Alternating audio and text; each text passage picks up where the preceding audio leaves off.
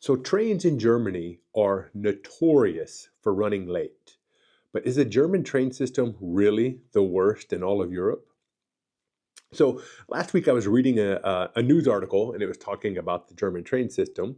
And it said that German trains are, if not the absolute worst on the continent, then they are definitely among the worst on the entire continent of Europe. And it really got me thinking. And, based on my experience, I would probably say that's true. Um, so there's delays, missed connections, last minute platform changes, cancellations. So if you've taken trips on Deutsche Bahn trains to any extent, then you've lived that reality. And I just read that Deutsche Bahn has actually hired an Austrian to try to help get the company back on track. Yes, pun intended there. So, leadership changes, infrastructure changes, investment, all of this is definitely part of the plan to improve things. But I think there's a simpler solution, and I'm going to share that with you. So hang on, and we'll get to that a little bit later. But um, so recently, I took a train from Kaiserslautern, Germany to Paris, France. And it really got me thinking about the train system, specifically the long distance, high speed ICE trains here in Germany. Because this train to Paris was so fast and it was going so smoothly. And I just had to think, why don't trains in Germany run like this? Now, before I get into this, too far into this, and this just seemed like a big bashing session, a big complaint session about Deutsche Bahn and the German trains, I want to say a few things. Number one, if you're watching this from outside of Germany, you might be a little surprised to know that German trains are notoriously not on time. Yeah, and so it's kind of like a national joke or a national embarrassment or a national frustration, whatever the case may be. But German train now, specifically the long distance, like I said, high speed intercity express trains, those are notoriously late. Now, local transportation and the regional trains, those tend to do much better. But these long distance trains, they're late over 50% of the time. Now, if you're watching this, if you're German and you're watching this, now it might surprise you to know that outside of Germany, well, at least in the United States, I can't speak for anywhere else, but in the United States, the German trains have like an almost mythical belief that are super orderly, they're very punctual, and everything always works on time. And it's just kind of like one of those national stereotypes that just refuses to die. But those of us who take trains to take the Deutsche Bahn regularly, we know that that's not the case. We know the reality. And the third thing I want to say is that despite all the issues, despite all the problems, and despite all the complaints, I am very thankful for Deutsche Bahn and for the public transportation system in Germany, because I grew up in a place and I've lived a lot of my life in places where public transportation just basically doesn't really exist. And in most of the United States, if you don't have a car, your life is going to be very difficult in most of the country. So you have to have a car to get to work, to go shopping, to go to the doctor's office, all your daily life necessities. If you don't have a car, it's going to be very difficult to get around. So I am very thankful for the public transportation system here in Germany, despite some of the problems. And now, the last thing I want to say, if you find this video interesting, just go ahead and hit the like button, hit the subscribe button. It doesn't cost you anything to subscribe, and it really helps support our channel, right? Okay, so now back to my trip to Paris last year. From Kaiserslautern to Paris, we hit speeds at 310 kilometers per hour, which is about 192 miles per hour. So that's going really fast. Now, a few years ago, I lived in Leipzig, Germany, and my family, they lived, worked, went to school in Rhineland-Pfalz. So basically, for 2 years, basically every weekend, I would take a train round trip from Leipzig to Mainz and then back again. And I can tell you, all those times, the train never hit speeds of 310 kilometers an hour. Occasionally, for very short stretches, it might hit 200 kilometers per hour, which is what, around 120 miles per hour, I guess. But that wasn't very often, and it didn't hit those speeds very long. Most of the time, we traveled at speeds at like 100 kilometers per hour, 60 miles per hour, or less for most of the trip. And why is that? All right, so why did the trains within Germany go so much slower than the trains in France? So I wanted to check some things. So I looked up some things. So first of all, I thought, okay, so what's the distance? And I thought that the distance between Mainz and Leipzig is about the same as the distance between Kaiserslautern and Paris. So I checked it up, checked it, and Mainz to Leipzig is 418 kilometers, or about 260 miles. From Kaiserslautern to Paris, it's 463 kilometers, or about 288 miles. So Kaiserslautern to Paris is a little bit farther, the journey is a little bit farther than Mainz to Leipzig as far as distance goes. And then what about travel time? So if you look at travel times, from the train from Mainz to Leipzig takes 3 hours and 41 minutes. And that's if everything's on schedule. That's if they're on time. It's 3 hours and 41 minutes. Now, from Kaiserslautern to Paris, it only takes 2 hours and 30 minutes, right? So so Kaiserslautern to Paris is almost 50 kilometers longer than Mainz to Leipzig, but it takes it takes more than an hour less to get to Paris from Kaiserslautern than from Mainz to Leipzig. Why is that? Why is the longer journey so much faster?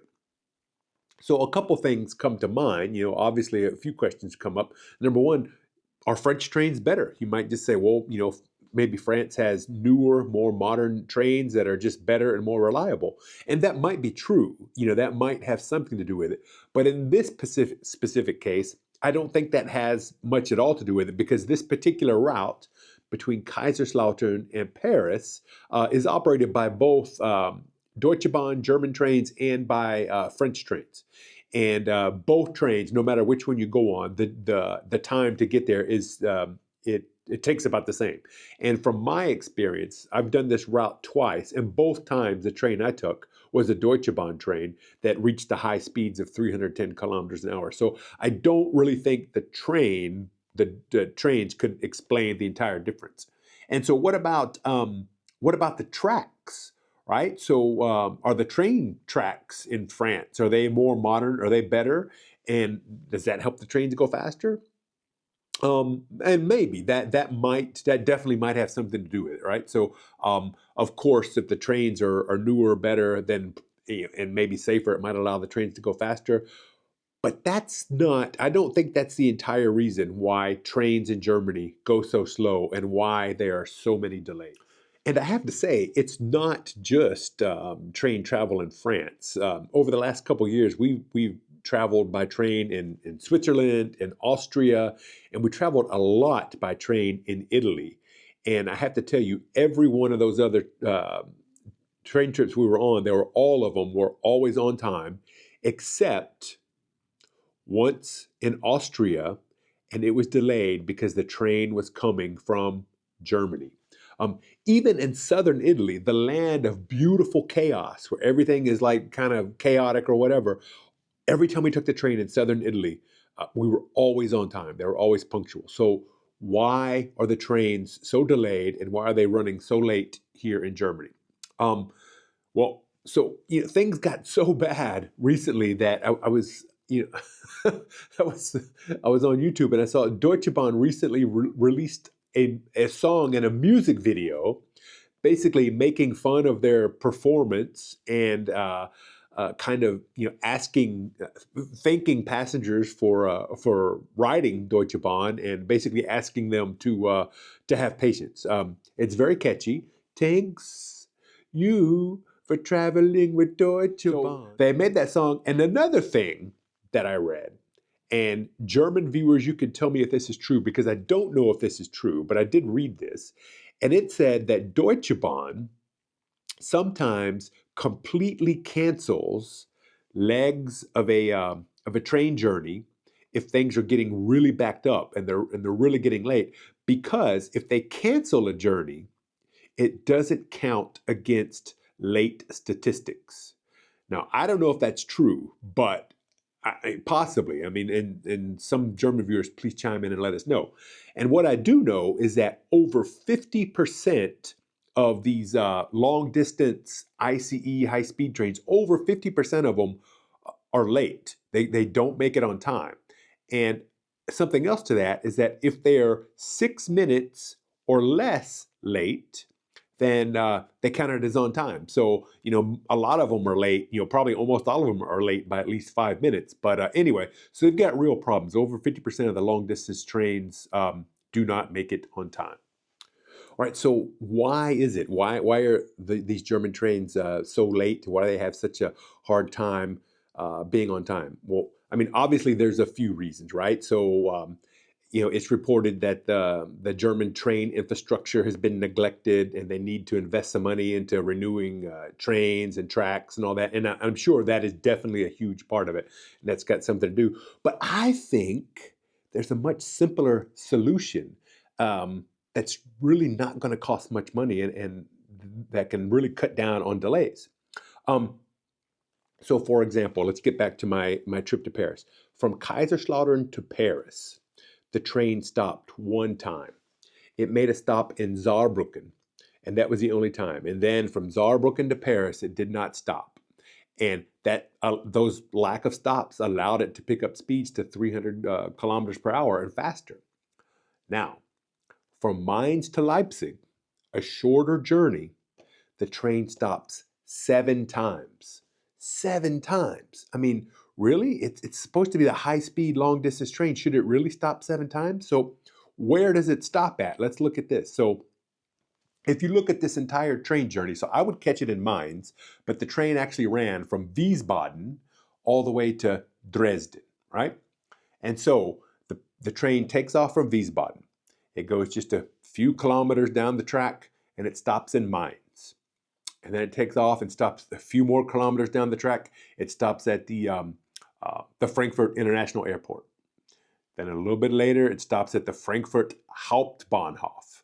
And then from the Frankfurt Hauptbahnhof, it stops at Fulda. And then after Fulda, it stops in Bad Hersfeld, and then Eisenach, and then Gotha, Erfurt, Leipzig, and then it goes on to Dresden. And in Dresden, it stops in 2 spots. So does it really need to stop in all these places, right? And just, for example, some of these places are pretty small. So Fulda has a population of 70,000 people. Bad Hersfeld has a population of 30,000 people. Eisenach, 42,000 people, and Gotha has about 46,000 people. And so it's only 11 minutes from the Frankfurt Airport to the Frankfurt Hauptbahnhof, 25 minutes from Fulda to Bad Hersfeld, 26 minutes from Bad Hersfeld to Eisenach, and only 13 minutes from Eisenach to Gotha. And so as I traveled between these places every weekend, twice a weekend for 2 years, we would stop at some of these places, and the majority of the time, very few people got off and on. So if we stopped in Eisenach, I mean, there might be 2 people that got on the train. It just seemed like it was ridiculous, right? With the exception, so like a lot of people would always get on at the Frankfurt Airport, at the Frankfurt Hauptbahnhof, and at Erfurt. Those are the 3 places where a lot of people would get on. The other places, hardly anybody would ever get on. So I think that at least half of these stops could be eliminated and could be served by regional trains or maybe the S-Bahn, the light rail, between these places. So, for example, you could easily take a regional train from Gouda and Eisenach to Erfurt and then catch the ICE train there. I mean, that would be so easy to eliminate 2 stops, right? And the S-Bahn between the Frankfurt airport and the Frankfurt Hauptbahnhof, or the Frankfurt main train station, it runs every 15 minutes. So you really don't even need to stop there. Even though there are usually quite a lot of people who get on the train, you could really eliminate that stop and just have those people take the S-Bahn to the Frankfurt Hauptbahnhof. All right, so I think we could eliminate at least half of those stops, and honestly, probably more. In my opinion, it seemed like the train that I rode, we should have stopped at Mainz, and then Frankfurt, maybe the 2 stops in Frankfurt, okay. And then it shouldn't stop again until Erfurt, and then Leipzig, and then Dresden. And why does it need to stop twice in Dresden? Can't the people from the one train station just easily take a tram or an S-Bahn or something to the Hauptbahnhof? It just seems to make sense to me. Now, I know that some of the German viewers are out there thinking that, they don't mind the extra stops. They want to give more people easy access to the high-speed trains, right? And they don't care if it adds a little bit of time to their journey. And I understand that thinking. That makes perfect sense to me. If the trains were on time, and we know that they are not. Okay, so we know that the high-speed trains in Germany, the Intercity Express, the long-distance trains, we know that they are behind schedule at least 50% of the time. Those trains come in late, right? And I'm telling you, every time a train has to stop at you throw a destination in there, a stop, it creates a new opportunity for delays that's going to affect this train all the way down the line, everywhere it has to go. I cannot tell you how many times during my 2 years we would be stopped, the train would be stopped on the tracks in the middle of nowhere, waiting for a platform or a Gleis to open up so we could pull into our next stop. Just sitting there waiting because the train station was full for whatever reason. The other trains were behind schedule, and we were stopped waiting there, and that just delayed everything down the line. Whereas if we didn't have to stop, we could have just gone around it. So every stop creates an opportunity for a delay.